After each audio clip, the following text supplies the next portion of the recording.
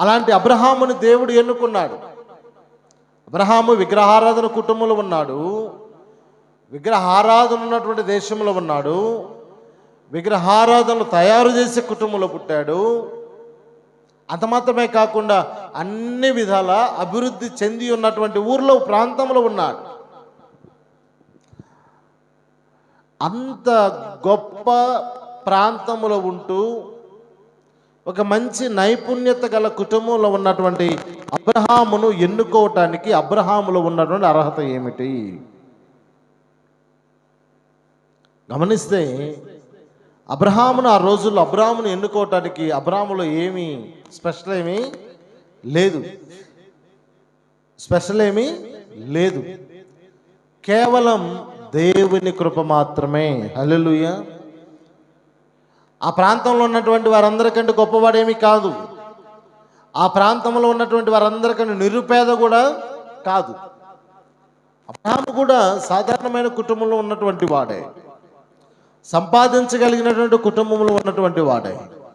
అందరికీ తెలిసినట్టు విగ్రహాలు తయారు చేసే వాళ్ళు సహజంగా అందరికీ తెలిసే ఉంటారు. అంటే అందరికీ సుపరిచితమైనటువంటి కుటుంబంలో ఉన్నటువంటి వాడే. కానీ ఇక్కడ స్పెషల్ ఏమీ లేదు. కానీ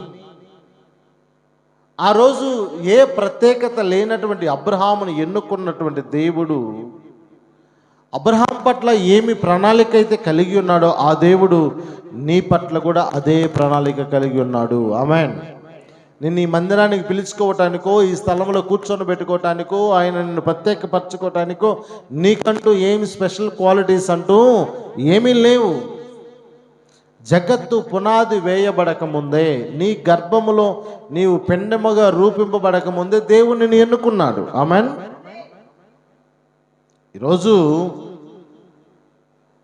మనం పాపములో పుట్టి, పాపములో జన్మించి, పాపములో పెరుగుతున్నామని తన ఏకైక కుమారుణ్ణి మన కొరకు పంపి రక్త ప్రోక్షణ ద్వారా మనలను పావనపరిచాడు. అంటే పరిశుద్ధులుగా మార్చుకున్నాడు. అంటే ఆయన సొత్తుగా మనల్ని మార్చుకున్నాడు. ఆయన సొత్తుగా మనల్ని మార్చుకున్న తర్వాత మన మీదకి ఆయన పరిశుద్ధాత్మను పంపించి లోకములో నుంచి మనల్ని ఆయన ప్రత్యేకపరుచుకున్నాడు. ఎప్పుడైతే మనం ప్రత్యేకపరచబడ్డామో మనం ఆయన సొత్తుగా మారిపోయాం.